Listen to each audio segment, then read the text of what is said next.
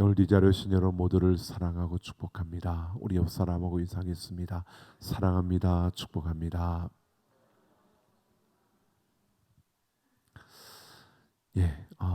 어느덧 11월 달이 되었습니다. 우리 생수를 나누라라고 하는 주제로 나아가면서 11월은 특별히 능력이 흐르게 하라라고 하는 주제로 우리가 함께합니다. 오늘은 하나님의 말씀에 붙잡히면이라는 제목으로 하나님 말씀이 우리를 붙잡았을 때 어떤 일들이 일어나는가를 오늘 이 말씀 속에서 함께 생각해 보려고 합니다. 오늘 말씀을 보면 바울이 하나님의 말씀에 붙잡혀라고 이렇게 말씀하고 있습니다. 하나님의 말씀이 바울을 붙잡았다라고 하는 겁니다. 바울이 어디에 있었는지는 말을 하고 있지 않습니다. 그런데 바울이 혼자 있었는데 실라와 디모데가 마게도냐로부터 내려왔다라고 이렇게 말합니다. 이 말씀의 정황을 우리가 살펴보면 지금 바울이 있는 이곳은 고린도입니다.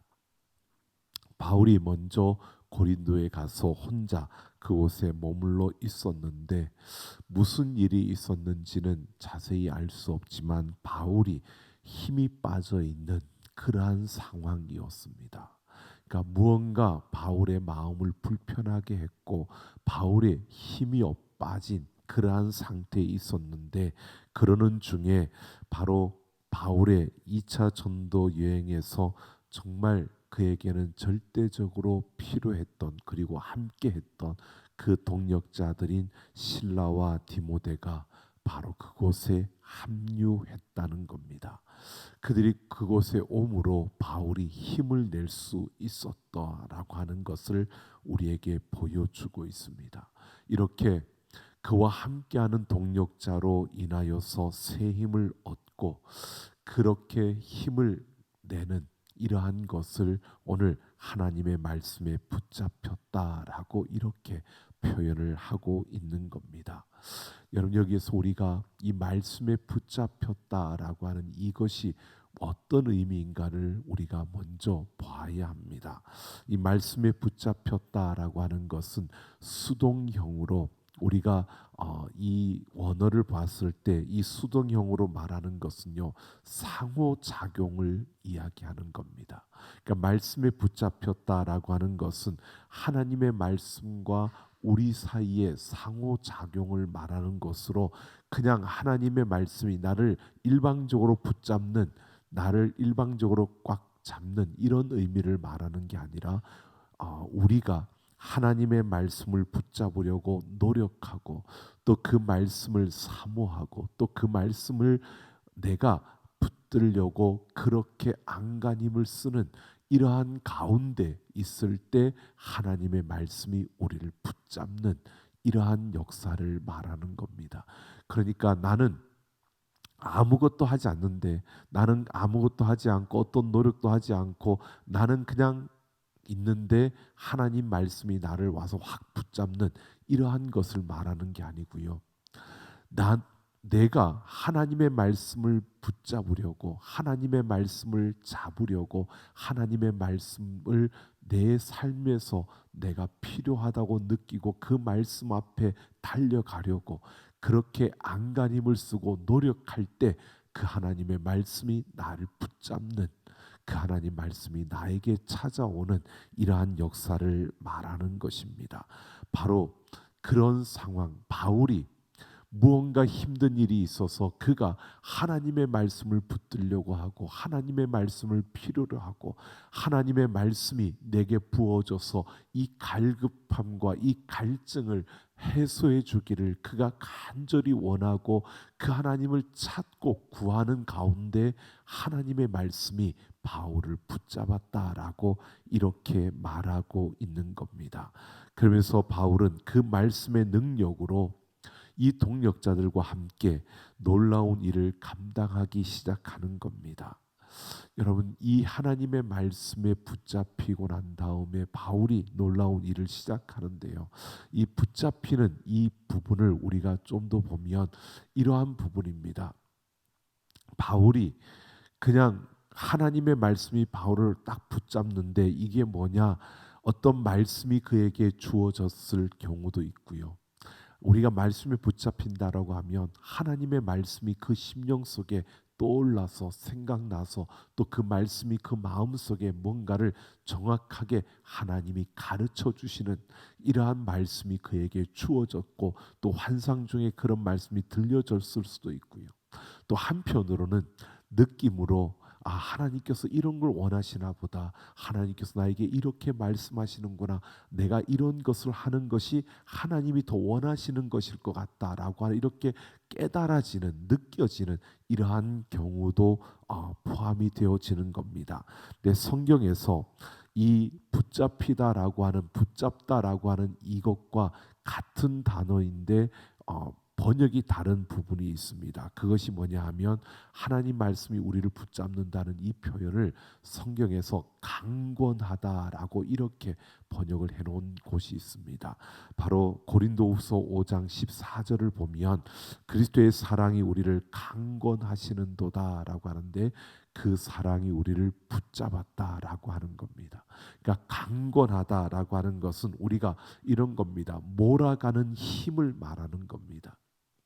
하나님의 말씀이 붙잡았다. 하나님 말씀에 붙잡혔다라고 하는 것은 하나님의 말씀이 나를 강건했다. 하나님의 말씀이 나를 어디론가 몰아가는 그러한 것을 내가 느꼈다. 그런 힘이 나에게 주어졌다. 하나님의 말씀이 나를 어딘가로 몰아가는, 나를 어딘가로 이끌어가는, 인도하는 그러한 것을 바울이 느꼈다는 것을 말하고 있는 겁니다. 이렇게 하나님의 말씀에 붙잡혔을 때 바로 바울은 그 동력자들과 함께 어떤 일을 하는지 보십시오. 오늘 바울이 오늘 분명히 그를 어떻게 하는지를 보면 그는 오늘 말씀에 보면 바로 유대인들 앞에서 예수가 그리스도라고 밝히 증언하는 이러한 일을 이루었다라고 말합니다. 그러니까 바울에게 하나님의 말씀이 임하여서 그 말씀이 바울로 하여금 예수가 그리스도라고 증거하게 만들었다는 겁니다. 유대인들 앞에서요. 여러분, 유대인들에게 있어서 예수는 그리스도로 받아들일 수 있는 그런 존재가 아니었습니다. 왜?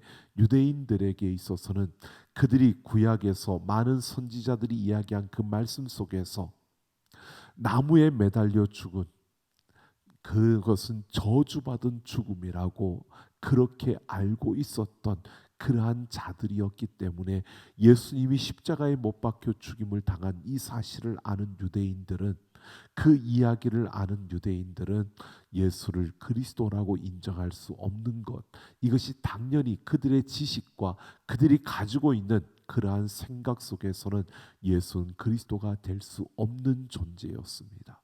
그런데 그들 앞에서 바울이 예수가 그리스도라고 밝히 그들에게 증언하는 그러한 일을 이루었다는 겁니다. 힘들고 어려운 일이었습니다. 바울이 유대인들에게 예수가 그리스도라고 전할 수 있는 그것은 정말 힘든 어려운 일이었는데 그것을 밝히 할 수 있게 되었다는 것은요, 하나님의 말씀에 붙잡혀서 하나님의 그 말씀이 바울로 하여금 그렇게 증거하도록, 그렇게 전하도록, 그렇게 그들에게 선포하도록 만들었다는 것입니다. 여러분, 바울을 이렇게 붙잡았던 하나님의 말씀, 이 말씀이 무엇인가, 어떤 말씀인가 오늘 우리는 생각해 봐야 합니다. 신약 성경에서 이 말씀이라고 하는 것은 헬라어로 세 가지가 있습니다. 바로 레마와 로고스와 케리그마입니다. 이 레마라고 하는 것은요, 그 객관적이 아닌 주관적이고 또 이것은 그 사람에게 작용되어지는, 그 사람에게만 작동되는 그 말씀을 말하고 있는 겁니다. 모두에게가 아니라 특별한 그 한 어떤 사람에게만 작동하는, 그래서 굉장히 주관적인, 모두에게 임하는 게 아니라 어떤 사람들에게 주어지는, 감동적으로 주어지는 그러한 움직이게 하고 와닿는 그러한 말씀을 우리는 레마라고 말합니다. 그러니까 똑같은 말씀이 선포되어지고 주어지는데 그 말씀이 누군가에게는 감동이 되고 와닿는 말씀이 있습니다. 똑같은 말씀들이 주어지고 똑같은 말씀을 읽는데 그 읽는 가운데서 나에게 와닿는 말씀, 이것이 바로 레마라고 말하는 겁니다. 누가복음 5장에 보면 베드로가 밤새도록 고기를 잡고 그물을 정리한 후에 고기를 밤새도록 잡아봤지만 한 마리도 잡지 못한 상태에서 그물을 정리합니다. 근데 예수님이 오셔서 베드로의 배에 오르시고 잠깐 띄어서 그 무리들에게 말씀을 가르칩니다. 그리고 그 말씀을 가르치고 난 다음에 베드로에게 그 깊은 곳에 가서 그물을 내리라고 말합니다. 고기를 잡지 못하고 그물을 다 씻은 상태입니다. 그러니까 일을 마친 겁니다. 허탕을 친 겁니다. 그런데 예수님께서 깊은 곳에 가서 그물을 내려 고기를 잡으라고 말씀할 때 이 베드로가 내가 주님의 말씀에 의지하여 그물을 내리겠습니다라고 이렇게 답을 하는 겁니다. 여기에서 내가 말씀에 의지하여라고 하는 것은 내 말을 말하는 겁니다. 그 베드로의 마음에 와닿았던 겁니다. 베드로의 마음에 감동적으로 다가온, 베드로의 마음에 하나님께서 나에게 주시는 말씀으로 찾아온 그 말씀을 바로 레마라고 말하는 것입니다. 또 로고스라고 하는 것은 인격의 말씀이요 객관적인 말씀입니다. 우리가 말하는 하나님께서 이 세상을 말씀으로 창조하셨다라고 한 그 로고스, 바로 우리에게 성경을 우리가 말하고 있습니다. 이 말씀이 바로 로고스입니다. 하나님을 아는 지식을 우리에게 가르쳐주는, 하나님의 뜻을 알게 하는 바로 그 말씀을 말합니다. 이 말씀은 우리의 신앙과 인격을 갖추도록 우리를 다듬는, 우리로 하여금 하나님을 알게 하는, 하나님을 만날 수 있게 하는 그 말씀을 말하는 것입니다. 그래서 우리가, 여러분, 우리의 믿음과 우리의 신앙, 우리의 인격은 우리가 봉사활동을 많이 하고 우리가 많은 섬김을 통해서 우리의 신앙과 인격이 다듬어지고 갖추어지는 게 아니라 우리의 신앙과 인격은 말씀, 로고스를 통해서 갖추어지고 또 형성되어지고 또 우리가 그렇게 다듬어져 가는 거고요.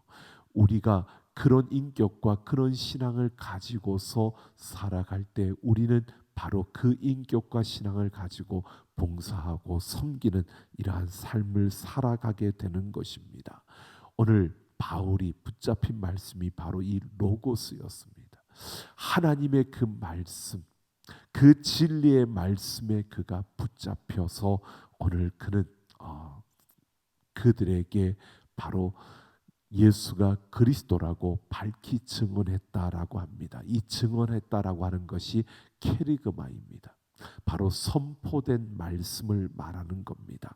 이 선포된 말씀 케리그마를 그래서 성경에 보면 선포 또는 전도 또는 전파 이런 단어로 번역이 되어져 있는 것이 이 케리그마입니다. 그러니까 하나님의 진리의 말씀인 로고스를 가지고 케리그마 선포할 때 그 말씀이 들려지고 각 개개인에게 와닿는 말씀으로 레마로 받아들여지게 되는 것이 하나님의 말씀입니다. 지금 바울이요, 이렇게 로고스의 말씀이 바울에게 주어졌는데 그 로고스의 말씀이 주어지면서 바울에게 레마로 찾아온 겁니다. 바울의 마음속에 감동이 주어졌고 와닿은 겁니다. 바로 그래서 바울이 예수가 그리스도라고 그들에게 케리그마로 선포한 겁니다. 그러니까 우리가 이 로고스와 레마와 케리그마, 이것이 어떤 확연하게 구분되어지는 게 아니라 어떨 때는 이것이 그냥 우리에게 그냥 한꺼번에 주어지는, 그래서 우리가 말씀이라고 대표적으로 말하고 있는 겁니다. 지금 바울에게도 그냥 말씀에 붙잡혔는데, 이 말씀에 붙잡힌 이 말씀이 붙잡혔다라고 하는 이 말씀은 로고스를 쓰고 있지만, 실제로 이 로고스가 바울의 그 심령 속에 레마로 찾아왔고, 그 레마에 의해서 그가 케리그마로 선포하는, 이 말씀에 붙잡혀서 그들에게 증언하는 바로 이런 역사가 이루어졌다는 것입니다. 여러분, 이렇게 말씀이 선포되어졌는데요, 우리가 분명히 봐야 합니다. 하나님의 말씀에 붙잡혔고 그 말씀을 통해서 감동을 받아 그 말씀이 선포되어지면 거기에는 열매가 맺어지게 되는 것입니다. 여러분, 누가복음 11장 32절을 보면 심판 때에 니느웨 사람들이 일어나 이 세대 사람을 정죄하리니 이는 그들이 요나의 전도를 듣고 회개하였음이거니와라고 이렇게 말합니다. 그러니까 마지막 때에, 심판 때에 니느웨 사람들이 일어나서 이 세대 사람들을 정죄한다라고 합니다. 왜냐하면 니느웨 사람들은 요나의 전도, 즉 요나가 선포하는 케리그마, 그 말씀을 듣고 회개하였기 때문이다라고 이렇게 말하고 있는 겁니다. 여러분, 생각해 보십시오. 니느웨 사람들 회개했습니다. 누구의 선포? 요나의 케리그마, 선포의 말씀을 듣고요, 그들이 회개했습니다. 근데 요나가 하나님의 말씀을 선포할 때를 한번 생각해 보십시오. 우리가 아는 것처럼 요나는 선포하고 싶지 않았습니다. 그 니느웨 사람들에게 하나님의 말씀을 선포하고 싶지 않았습니다. 그는 불편한 마음을 가지고 그냥 어쩔 수 없이 그 말씀을 선포했습니다. 그들이 회개하기를 바라고 선포한 게 아니고요, 저들이 듣지 않고 그들이 그냥 멸망받았으면 좋겠다는 그 마음을 가지고, 그런 불편한 마음 가운데서 케리그마 하나님의 말씀을 선포했습니다. 그런데 그 선포된 말씀을 통해서 니느웨 사람들이 회개했다는 겁니다. 여러분, 이것은 우리에게 이런 사실을 분명히 보여줍니다. 요나는 불편한 마음을 가지고 말씀을 전하고 있는데, 그 전달자인 요나와 상관없이 선포되는 케리그마, 그 말씀의 능력이 나타나서 그 말씀의 능력으로 그 니느웨 사람들이 회개하고 그 말씀의 능력에 의해서 그 사람들이 하나님 앞에 구원을 받는 역사가 일어났다는 겁니다. 이 말은 요나와 상관없이 선포된 하나님의 말씀, 누가 선포하느냐가 중요한 게 아니라 선포된 하나님의 말씀은 능력이 있는 줄로 믿습니다. 이것이 우리에게 오늘 분명히 보아야 합니다. 누가 선포했기 때문에 그 말씀이 능력이 있는 게 아니라 바로 선포된 말씀이 능력이 있다는 겁니다. 그가 선포한 자가 누구이든 선포된 말씀에 하나님의 능력이 나타난다는 겁니다. 하나님의 말씀이 누구의 입술을 통하여 전하여지든 하나님의 말씀이 선포되면 그곳에 능력이 나타나는 줄로 믿습니다. 바로 이 사실을 우리가 분명히 보아야 합니다. 하나님의 말씀이 선포되면 그곳에 하나님의 능력이 나타난다는 겁니다. 즉, 우리가 하나님의 말씀에 붙잡히면 하나님의 능력이 우리를 통해서 나타나게 되고 우리의 삶의 그 능력이 나타나게 된다는 겁니다. 로고스의 말씀이 주어지든, 또 그 말씀이 누군가에 의해서 선포되어서 내게 들려와서 레마의 말씀으로 들려지든, 또 누군가 나에게 그 말씀을 선포하는 선포의 말씀으로 내게 다가오든, 어떤 말씀이 내게 주어지든, 누구를 통해서 내게 주어지든 그 말씀은 능력이 있는 줄로 믿습니다. 그 하나님의 말씀이 능력으로 우리에게 다가오고 그 능력이 우리에게 열매로 맺어진다는 것입니다.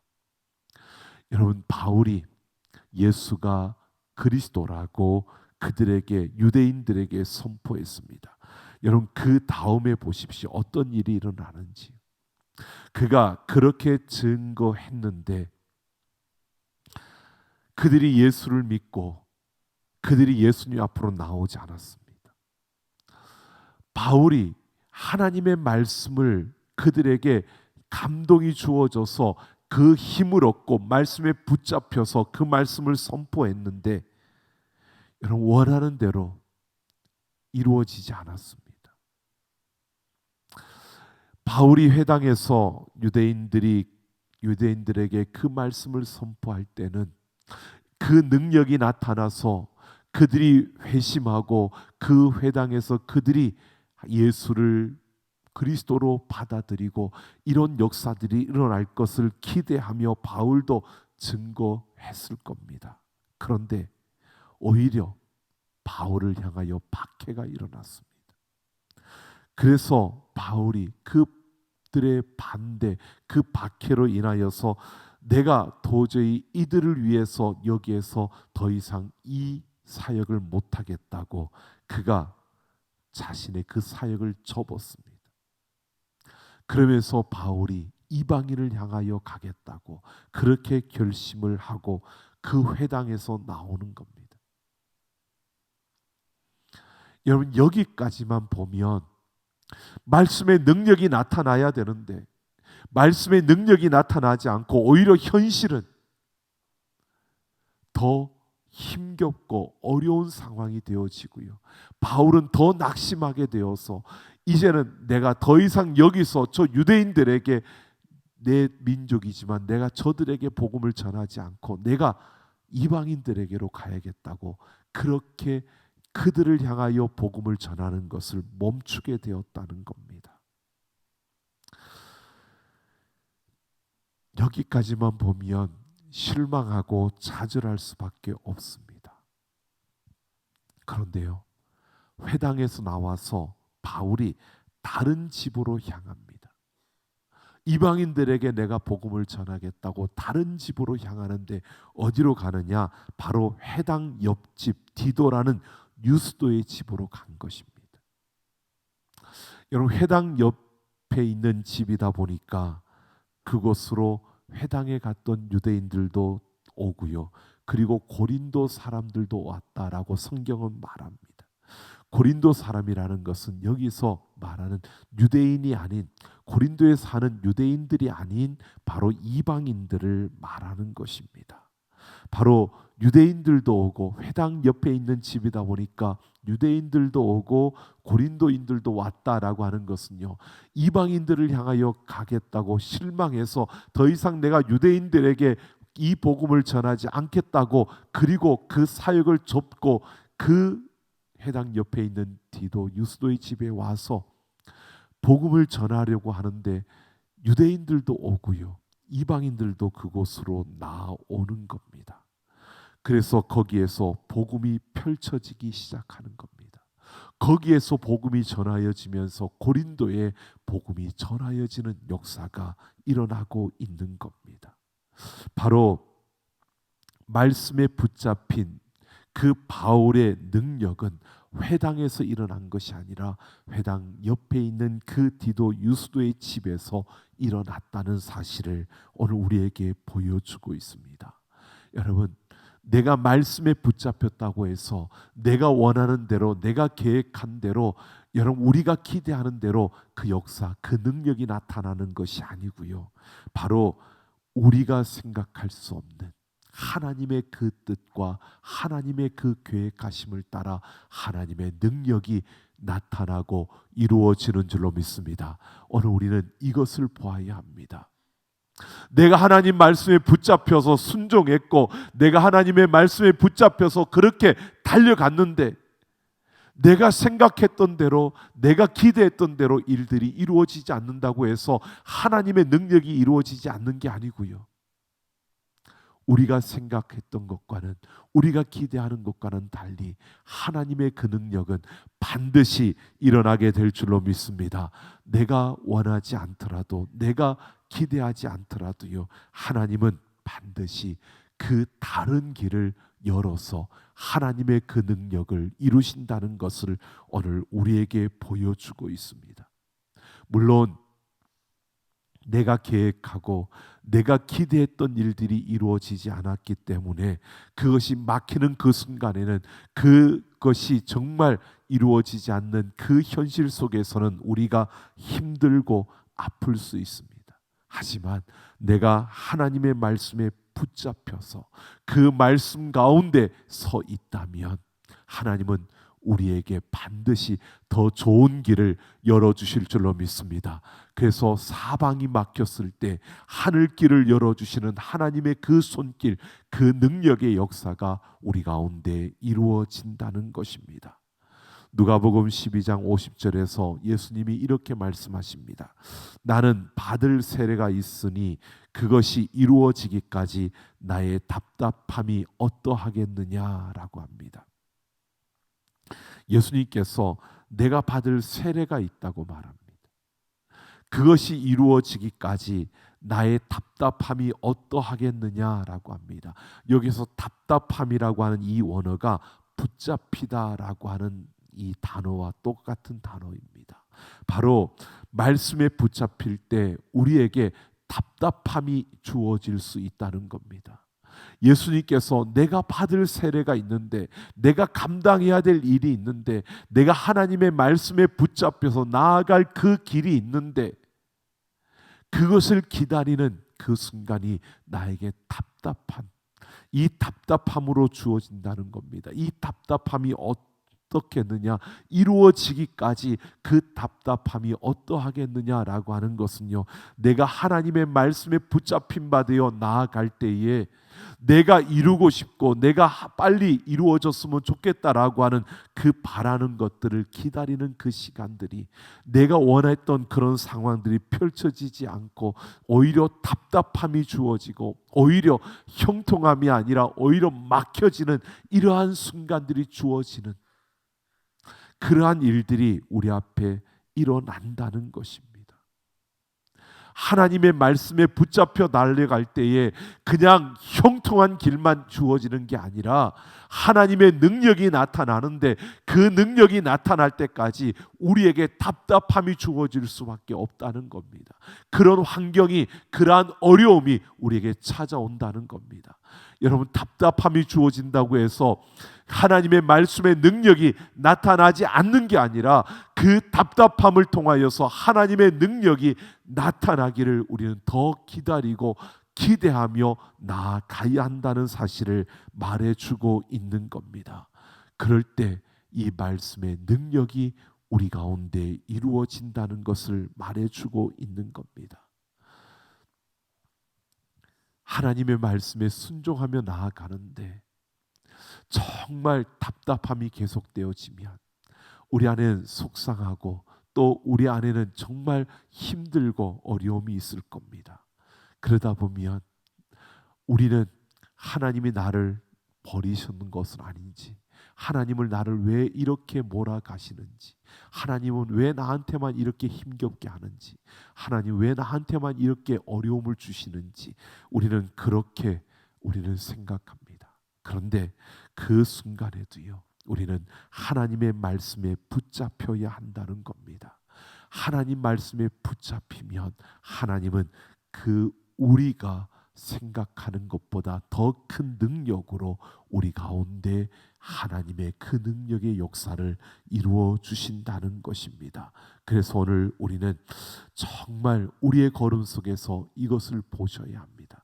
내가 하나님의 말씀에 붙잡히기만 하면 하나님의 그 능력은 반드시 나타날 줄로 믿습니다.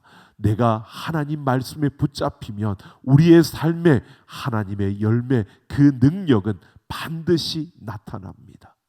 그러기에 우리에게 지금 당장 무언가 이루어지지 않아도 끝까지 그 말씀을 붙들려고 달려가고 그 말씀을 놓치지 않으려고 안간 힘을 쓰며 그 말씀을 내가 끝까지 붙들고 일어설 때 하나님의 말씀에 붙잡힌 바 되어 내가 나아가는 그 한 걸음 한 걸음을 통하여서요, 하나님의 놀라운 능력의 역사가 이루어지는 겁니다.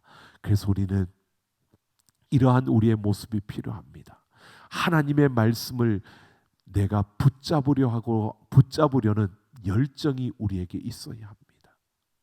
내 눈앞에 어떠한 것이 보이지 않아도 내가 이 말씀만은 놓치지 않겠다는 그 열정이 우리에게 있어야 하고요. 그리고 그 하나님의 말씀을 붙들고 그 능력의 열매를 보고자 하는 그러한 간절함과 사모함이 우리에게 있어야 한다는 것입니다. 오늘 우리는 이 세대 속에서 여러분 어쩌면 모든 것들이 간편하게 빨리 편리주의와 실용주의에 길들여져 있고 물들어 있는 이 세대 속에서 우리는 항상 빠른 것, 간편한 것, 또 무언가 우리에게 실용적으로 빨리 효율적인 이러한 것들을 우리는 추구하며 달려가는 이런 모습으로 우리는 서 있는지도 모릅니다. 하지만 여러분, 우리가 이 세대 속에 있지만 바꿔야 합니다.